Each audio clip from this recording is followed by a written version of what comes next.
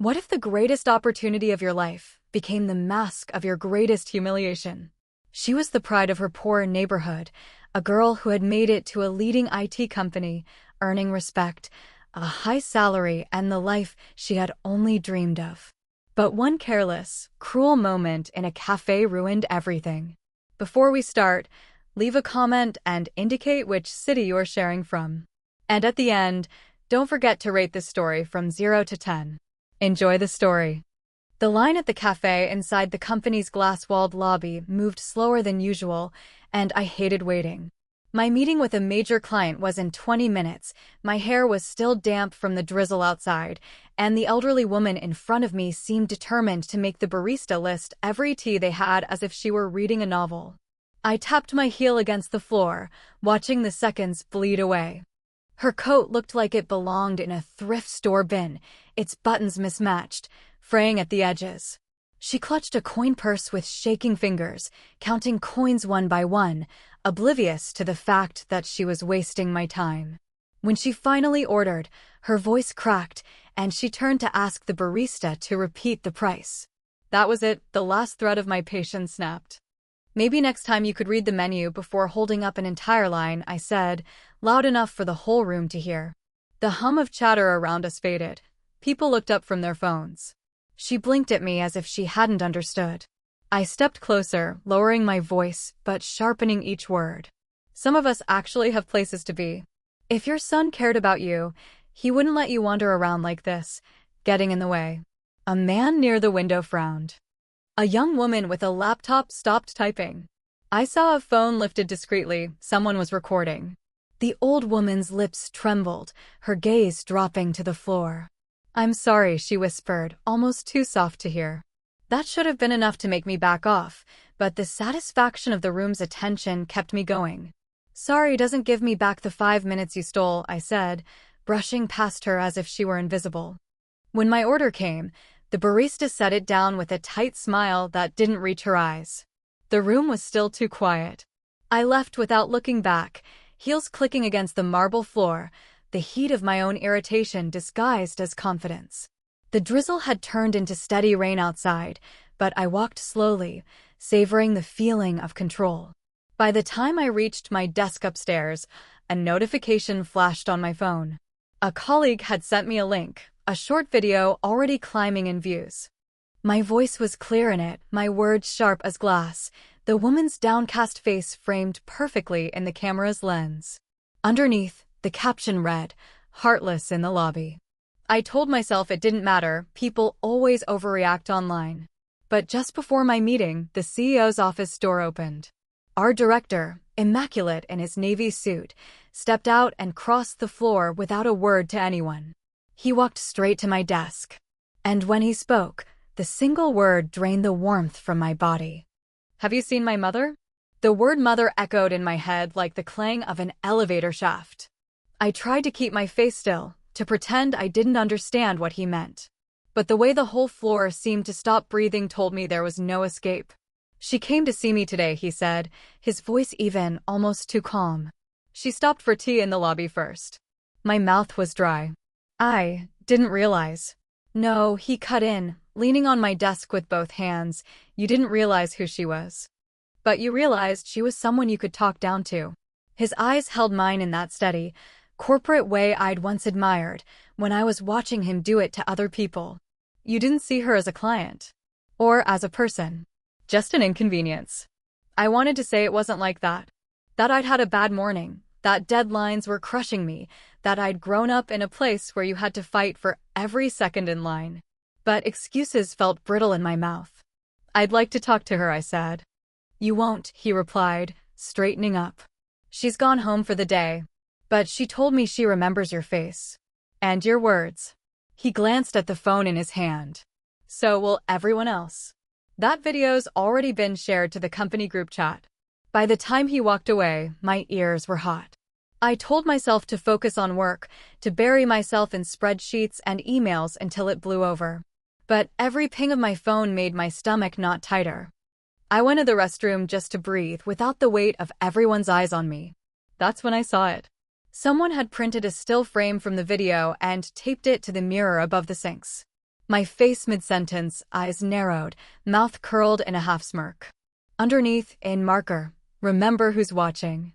I tore it down and stuffed it into my bag, hands shaking. I told myself it didn't matter, that this was just gossip, that the week would pass and something else would take its place. But that afternoon, my manager called me into a conference room. He didn't sit. He didn't offer coffee. "HR wants to meet with you tomorrow," he said. "There's talk of suspension. The video's gone beyond our walls, it's on LinkedIn. And the comments," he didn't finish. I left early, not because I was told to, but because the whispers in the open-plan office were louder than the sound of my own thoughts. Outside, the rain had turned into a downpour, soaking through my coat in seconds. On the train home, I caught my reflection in the window, a woman in an expensive jacket, hair styled, makeup perfect. And yet I saw something else behind the gloss. The girl I used to be. The one who used to think kindness was a luxury she couldn't afford. I thought I'd buried her under promotions and pay raises. Turns out, she'd been sitting just beneath my skin, waiting for the right moment to come back up for air. That night, scrolling through the hundreds of comments under the video, one caught me like a hook. "Funny how money can make you forget where you came from." I told myself it wasn't true, but the knot in my chest told me otherwise. The next morning, HR's email subject line was blunt. Meeting time moved up, urgent. And I knew, even before I walked into that room, that this wasn't going to be about damage control. It was going to be about my fall. The HR conference room always smelled faintly of lemon polish and quiet judgment. I'd been in here before, of course, once for onboarding, once for a performance bonus review. But never with the blinds drawn, a folder with my name on it in the middle of the table, and two people already seated, waiting for me. The head of HR, a woman named Carla with a clipped tone that could cut glass, gestured for me to sit. Beside her, the company's legal counsel, gray suit, wireframe glasses, the kind of man who looked like he'd never once been surprised in his life. "Thank you for coming in early," Carla began. "I'll be direct. We've reviewed the incident from the lobby." She tapped the folder, and I could see a printed transcript of the video beneath her hand. "This is serious. Not only because of the conduct, but because of the visibility. The person you spoke to is the CEO's mother." I didn't know who she was, I said quickly. "It was not about who she was," Carla interrupted. "It was about how you treated her. And unfortunately, that's something we can't ignore." The legal counsel leaned forward. "The clip has been shared over 20,000 times. We're getting tagged in it on professional networks. Clients have called in to express concern about the company's culture." I tried to keep my voice steady. "I've given this company everything. I've worked weekends, nights. And no one's questioning your work ethic," Carla said, softer now, but no less firm. "But this isn't about deliverables. It's about representation. You were a visible success story here. A woman from a disadvantaged background who rose fast. That made you someone people look to. And now," she let the sentence hang. I hated how my throat tightened. I wanted to argue, to fight, to remind them that this was one bad moment in years of good work. But the truth was, I could feel the floor shifting under me, and it wasn't because of that one moment, it was because I had stopped looking down long ago. "Effective immediately," Carla continued, "you're placed on unpaid suspension pending investigation. We'll inform you of the board's decision within a week." A week. My voice came out sharper than I intended. "So I just sit at home while you decide if I'm worth keeping?" Neither of them flinched. I stood too quickly, the chair legs scraping against the polished floor. "Fine," I said. "If you want to make me the villain, do it. Just remember, you're the ones throwing away someone who actually knows what it's like to fight for a place at this table." I walked out before they could reply. The elevator ride down felt endless. When the doors opened into the lobby, I caught sight of the marble floor where I'd stood 2 days ago, spitting out words that now played on strangers' screens. The receptionist avoided my eyes. The security guard gave me a tight, polite nod, the kind that says I saw the video too. Outside, the cold air slapped me hard enough to sting. I started walking without a destination, my heels echoing on the wet pavement. I thought of the girl I used to be, 15 years old, sneaking into the public library to use the computer for job applications, wearing the same blouse to every interview because it was all I had. That girl would have been grateful for any job, any kindness. And somewhere along the way, I'd stopped being her. I'd built walls so high that I couldn't even see her anymore. By the time I reached my apartment, I was drenched. My phone buzzed with messages from colleagues, some sympathetic, some silent in their own self-preservation. But one stood out, from my oldest friend back home. Saw the video. Not the you I remember. I dropped the phone onto the couch and stood in the middle of my silent living room. For the first time in years, I didn't feel like I was standing on top of anything. I felt like I was already halfway to the bottom. The email came 3 days later. No preamble, no ceremony, just a 2-line message from HR. Following the board's review, your employment with Westbridge Systems is terminated effective immediately. Details regarding final compensation and benefits are attached. I stared at the words until they blurred. I'd expected a suspension, maybe some humiliating internal announcement about standards of conduct. But firing? That was for people who stole, lied on expense reports, broke laws. Not me. Not someone who'd hit every target they set, pulled off impossible deadlines, brought in accounts bigger than my own salary. The attachment was cold. Severance, 3 weeks' pay. Health insurance coverage until the end of the month. A reminder to return company equipment within 5 business days. I set the laptop down like it was burning my hands. The silence in my apartment pressed in. It wasn't the soft kind, the Sunday morning kind. It was the hollow kind that comes when no one's expecting you anywhere, when there's nothing to prepare for, no reason to check your phone. I tried to distract myself, washed dishes, rearranged books, opened the same kitchen cabinet twice, just to close it again. But the truth kept circling back. I had nowhere to go. No office. No title. No one to prove myself to. By late afternoon, I gave in and called my mother. I hadn't spoken to her in over a year. Not because of any one argument, just the slow erosion of contact that came when I started telling myself we had nothing in common anymore. She answered on the second ring. "You only call when something's wrong," she said. Her voice was tired, but not unkind. "I lost my job," I admitted. A pause. "The one you moved across the city for?" "Yes." Another pause. "Then come home for a while." I almost laughed. Home was a 2-bedroom apartment over a laundromat in the part of town I'd spent years clawing my way out of. The thought of going back there, of running into people who'd seen me leave with my chin high and promises on my lips, made my stomach twist. "I'll be fine," I said instead. "Just need to figure things out." She didn't argue, but her sigh was the kind that says I've heard this before. That night, I opened my banking app. The numbers were smaller than I'd let myself believe. The rent on this apartment, the car lease, the little luxuries I'd picked up over the years, they were all built on the assumption of a paycheck that no longer existed. I sent out resumes the next morning. By afternoon, 2 polite rejections had already landed in my inbox, both citing a large pool of highly qualified candidates. I knew what that meant. My name had been searched, the video had been found, and the unspoken verdict had been reached. By the end of the week, my savings had taken its first noticeable dip.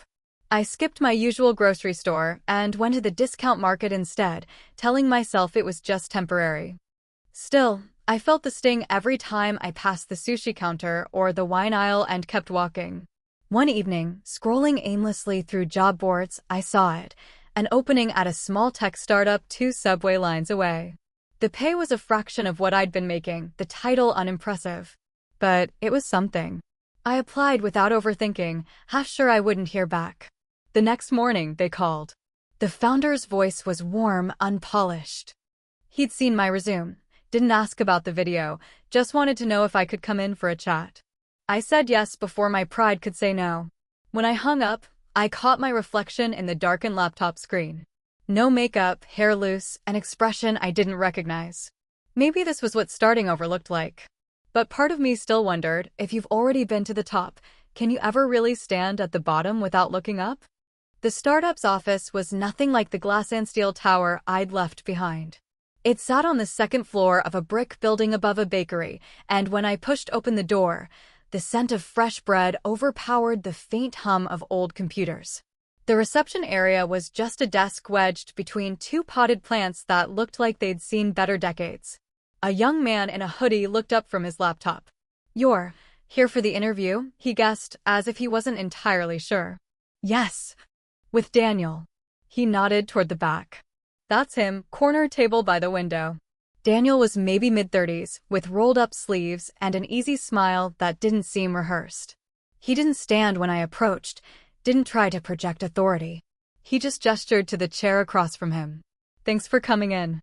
I sat, bracing myself for the usual preamble, the careful small talk that led inevitably to the question about online presence. But he surprised me. "I'm not going to pretend I didn't see the video," he said plainly. My stomach tightened. "Then I suppose this will be a short conversation." "Not necessarily." He leaned back, crossing his arms. "I've made my own mistakes. Big ones. The kind people screenshot and keep in folders just in case you ever stand up again. I'm not hiring you to be perfect. I'm hiring you because you know what it's like to get knocked down." For a second, I didn't trust myself to speak. No one had said anything like that to me in weeks. He continued, "The pay's modest, the work's messy, and the team's small.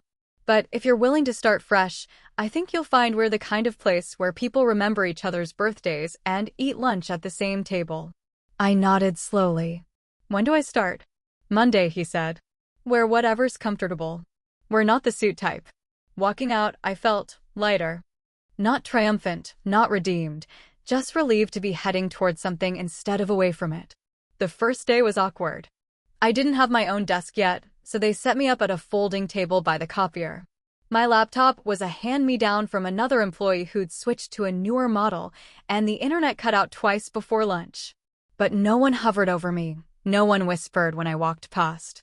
They asked my opinion on things, even if they didn't take it yet.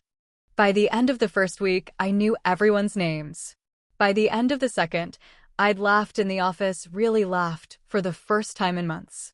Still, there were moments that scraped at old wounds. One afternoon, a client came in unexpectedly, and I caught myself straightening my posture, softening my voice, the old performance of polished confidence. But here, no one seemed to need it. It was on a Friday, over coffee in the tiny kitchen, that I overheard two developers talking about volunteering at a local community center to teach coding to high school students. "We could use another pair of hands," one of them said, glancing my way. Something in me hesitated, then answered before I could stop myself. "Tell me when and where." That night, I realized it was the first time in years I'd said yes to something that didn't come with a paycheck. It didn't erase the past. It didn't make me the person I used to be. But it cracked the door open just enough to let the air in. And for the first time in a long time, I wanted to breathe it. It happened on a Wednesday, just after I'd finished sorting a tangle of invoices that had been sitting in the someday pile for weeks. The knock on the office door was sharp, deliberate, not the casual tap of the bakery owner dropping off croissants or a courier needing a signature. Daniel looked up from his desk. "You expecting anyone?" I shook my head. The door opened before he could answer, and there she was, Melissa Harper, my former colleague from Westbridge. She hadn't changed. Same tailored blazer, same glossy hair swept into a style that said she still had a stylist on speed dial. She carried herself like the hallway was a runway, and for a moment, I felt like I'd shrunk 2 inches just seeing her. "Wow," she said, her voice a mix of surprise and something sharper. I wasn't sure this place was real. "It's real," I said evenly. "What do you want, Melissa?" She smiled, the kind that always meant bad news was coming.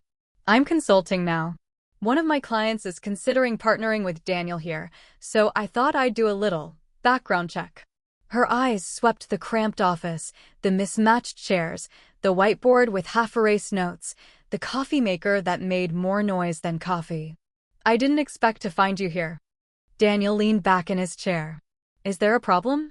Melissa's gaze didn't leave mine. "Depends. Did she tell you why she's not at Westbridge anymore?" The air in the room thickened. Daniel said nothing, clearly waiting for me to handle it. "I'm sure you've seen the video," I said, keeping my voice calm. Melissa tilted her head. "I have. And so have half the industry. People don't forget those things, you know. They talk." It was the same Melissa who used to praise me for fitting in when I traded my plain blouses for designer ones. The same Melissa who'd once told me, at a rooftop party, that I was proof the right attitude could erase where you came from. I'd believed her back then. "Thanks for your concern," I said, forcing a smile. "But I'm fine here." She shrugged, pulling a sleek tablet from her bag. "I'll be in touch, Daniel.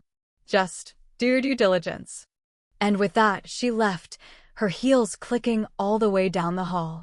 Daniel didn't speak right away. "Finally," he said, "old friend." "Old coworker," I replied. "The kind who thinks a person is nothing more than their worst moment." He studied me for a beat. "We've all got people like that. The question is whether we let them be right." His words stayed with me long after I left the office that day. That evening, I walked to the community center for the volunteer session. The building smelled faintly of dust and pencil shavings, and the kids, mostly teenagers in hoodies and sneakers, barely looked up when I introduced myself. But when I sat down next to a girl struggling with her code and we fixed it together, her smile was real, unguarded. It struck me that she didn't know about the video, the firing, the whispers. She just saw someone who showed up to help.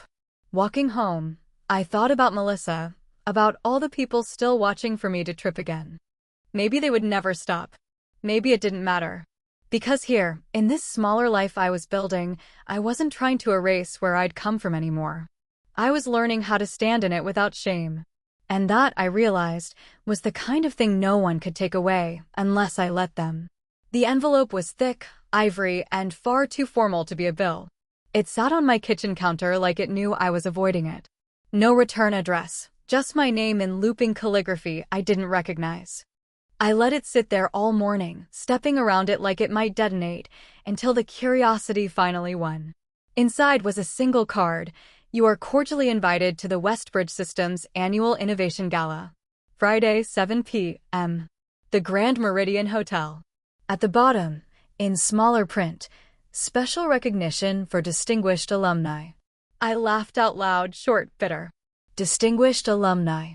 Was that what they called ex-employees whose departures had been broadcast to the world? My first instinct was to toss it straight in the recycling. But on the back of the card, there was a note. Handwritten. "I'd like to speak with you. A. Morgan. Adrian Morgan, the CEO. The man whose mother I'd humiliated in the lobby over a cup of tea. The man who hadn't fired me directly but hadn't stood in the way when HR slid the final paperwork across the table." I stared at his name until the letters stopped looking like words. Why no? At the startup the next day, I tried to push it out of my mind. Daniel noticed. "You're quieter than usual," he said over lunch. "Got an invitation," I replied. "From my old company. Going? I'd rather set my shoes on fire." He grinned. "Then why are you still thinking about it?" Because he was right. I was thinking about it. Not because I missed Westbridge, I didn't, but because part of me wanted to see their faces again. To walk into that room, not as the ghost of a scandal, but as someone who'd survived it. By Thursday night, I'd talked myself into it. Not for closure, I told myself, but for proof, to me, not them, that I could stand in that world again without shrinking. Friday came. I pulled my only unworn dress from the back of the closet, a deep green sheath I'd bought on clearance months ago and never found an occasion for. Hair pinned up, minimal makeup, no armor except the decision to walk in with my head high. The Grand Meridian's ballroom glittered with crystal chandeliers and the low hum of polite conversation. I recognized faces immediately, former colleagues clustered in little islands, glancing my way with that quick flicker of recognition they couldn't quite hide. Adrian found me before I found him. He was taller than I remembered, suit tailored within an inch of perfection. "You came," he said, as if he doubted it. "You invited me," I replied. "Not everyone accepts," he said, a faint smile in his voice. "I thought you might want the chance to see how things have changed." I wasn't sure if he meant the company or me. We spoke briefly, surface-level pleasantries, nothing that would feed a headline. But just as I was about to excuse myself, he said, "My mother's here tonight. She asked if she could meet you again." The room seemed to tilt for a moment. I could have said no. I could have made some excuse about needing to leave early. But instead, I nodded. She was at a small table near the stage, wearing a silver shawl that caught the light. When Adrian introduced us, her eyes, warm, sharper than I'd noticed that day in the café, met mine without hesitation. "I remember you," she said. "I'm sure you do," I replied softly. Her smile was small, but real. "People change," she said. I wasn't sure if it was a statement or a question. Before I could answer, the lights dimmed for the awards portion of the evening.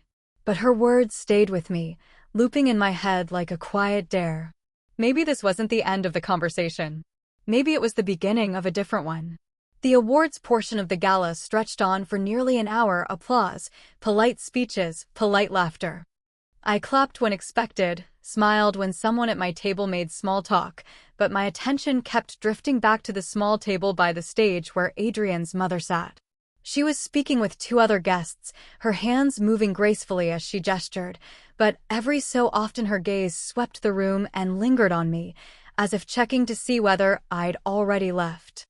When the applause for the final award faded and the hum of mingling filled the ballroom again, I decided I wasn't going to wait for her to make the next move. My heels clicked against the polished floor as I crossed the room, weaving through clusters of people. She looked up before I reached her, a knowing expression on her face. "I was hoping you'd come," she said. I wasn't sure if I should, I admitted. She gestured to the empty chair beside her. "Then let's decide together." I sat, suddenly aware of the weight of my own hands folded in my lap. "I know you've probably played that day in the cafe over and over," she began. Her voice was calm, without the brittle edge I'd expected. "I have too." I opened my mouth to apologize again, but she held up a hand. "Don't." I heard the words, "Yes. I saw your face. But I also saw something else." A young woman who looked tired. Not physically, but in her spirit. Like she was carrying more than just her coffee order. I wasn't sure how to respond to that. No one had ever framed it that way, not even me. "I don't excuse how you spoke to me," she continued. "But I don't believe that moment was the whole of you. My son told me about your background, how quickly you rose here. I know what it's like to build a life where you don't think you belong, and how easy it is to forget the people who still live where you started." Her words landed like stones in my chest, not because they were cruel, but because they were true. I'd been running from where I came from for so long that I'd started treating anything that reminded me of it as an obstacle to get around or over. "I lost my job because of that moment," I said quietly. "And I told myself it was unfair. But the truth is, I'd been becoming someone I didn't like for a long time before that. The video just made it obvious." She studied me for a long moment, then nodded. "The hardest part isn't falling. It's staying down long enough to understand why you fell." I thought about the startup office above the bakery, about Daniel's unpolished kindness, about the girl at the community center beaming when her code finally worked. Maybe that was my time on the ground, learning to see again. Before I could speak, she reached into her clutch and pulled out a card. "There's a mentorship program my foundation runs for young women entering tech. We're looking for someone to lead it. Someone who understands both the corporate boardroom and the street-level climb. I think you might be the right person." I stared at the card, the embossed logo catching the light. "Why me?" "Because you've been both the one who needed help," she said, "and the one who failed to give it. That means you know exactly what's at stake." I slipped the card into my bag like it might dissolve if I held it too long. "I'll think about it." "I hope you will," she said. Then, almost as an afterthought, "And for what it's worth, I forgive you." The words hit harder than I expected. Forgiveness wasn't something I'd been looking for, but suddenly I realized how much I'd needed it. Later, as I left the ballroom and stepped into the cool night air, I realized something else. She hadn't offered me a way back into Westbridge. She'd offered me a way forward. And maybe, for the first time, I wanted to take it. For 2 days, the card sat on my kitchen table, catching the morning light like it was trying to remind me it existed. I'd pick it up, run my thumb over the embossed lettering, then set it back down. A leadership role in a mentorship program sounded noble, even redemptive, but it also felt like a spotlight I wasn't sure I was ready to stand under again. On the 3rd morning, I called Daniel. "Hypothetically," I said, "if someone offered me a role outside this company, something part-time but public, what would you say?" "I'd say you're looking for my permission when you already know the answer," he replied. "And I'd tell you to remember that public doesn't have to mean performative." I sat with that all day. That evening, at the community center, one of the girls I'd been helping waved me over. "I got it to work," she said, showing me her laptop screen. The little animation she'd been trying to debug for 2 weeks finally ran smoothly. She grinned at me like I'd built it myself. Walking home, I realized I didn't fear the work. I feared the mirror it might hold up. Working with young women at the start of their careers meant I'd be staring at earlier versions of myself, the hopeful ones, the guarded ones, the ones already learning how to sharpen their edges to survive. Would I see them and feel pride? Or would I see them and remember all the ways I'd gone wrong? The next morning, I called the number on the card. Adrian's mother answered herself, her voice warm but businesslike. "I was wondering when you'd decide," she said. "I'll do it," I replied. The first day I walked into the foundation's offices, I half expected to be met with sidelong glances or hushed whispers. Instead, I was greeted by a program coordinator named Janelle, who shook my hand firmly and introduced me to the team. They worked out of an airy space with mismatched couches, whiteboards full of ideas, and a coffee station better stocked than most high-end cafes. My role was to design and lead a 6-month mentorship track, pairing young women in tech with experienced professionals who could guide them through their first career hurdles.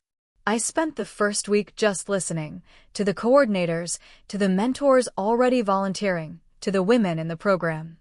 Their stories weren't mine exactly, but I recognized the patterns, being talked over in meetings, being mistaken for someone's assistant, having their competence questioned in ways that felt less about skill and more about identity. By the end of that week, I realized something uncomfortable. I had been on both sides of those moments. I'd been the one underestimated, and the one doing the underestimating. That sting of recognition was sharper than I'd expected. One afternoon, during a feedback session, a participant asked me, "What was the hardest lesson you learned in your career?" The room went quiet, waiting. I could have told them about budgets, deadlines, corporate politics. But what came out was this: the hardest lesson was realizing I'd become the kind of person I swore I wouldn't. And then figuring out how to undo it without pretending it never happened. Some of them nodded. Others just watched me, measuring whether they believed me. I didn't blame them for taking their time. That night, locking up my apartment, I thought about the difference between moving on and moving forward. Moving on is pretending the past is gone. Moving forward is carrying it with you and making it mean something different. And maybe, just maybe, I was learning how to do the second one. 6 months passed faster than I expected.